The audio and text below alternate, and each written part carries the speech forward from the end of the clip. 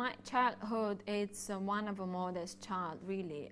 About my grandmother, I was lucky to have her for a few years, but then she got very, very sick and she was paralyzed, so she was able to do very little things. But what I remember about her, that it was that she was such a strong character. She had 9 children, she took care of them, and she was able to do everything to make sure that they have bread on the table every single day. If I am to be very specific, what she would do sometimes, and I wouldn't realize it, you know, it was nothing bad about it. It was just a woman bringing food on the table. But what she was doing is to collect bottles, empty bottles and everything from garbage, bring them home, clean them, sell them, get the money, and then have food on the table for her children.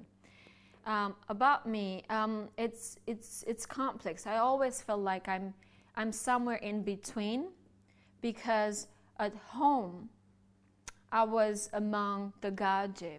I was going to kindergarten, I was going to primary school, I was living in a block of flats. But on the other hand, all my vacations I would spend with my extended family from my mother's side. And I would really feel at that time that I was, you know, I was living, I was so alive, and I could do so many things.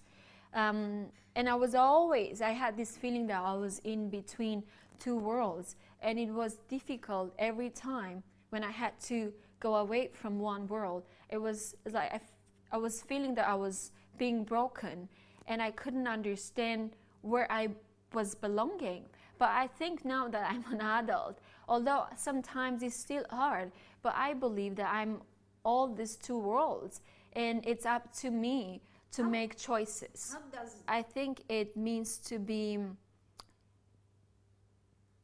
in if you want, in harmonization with your own essence, with who you are, to be in peace with yourself, to know who you really are, and to embrace yourself, to love yourself. And somebody today was speaking about the love among each other as the expression of what human rights represent. And I think that's correct. I think to be in harmonization with oneself is actually, it sends this message that you are proud of who you are. You're not afraid. And then you can conquer everything, and you can stand for all the things you want to stand for in your life.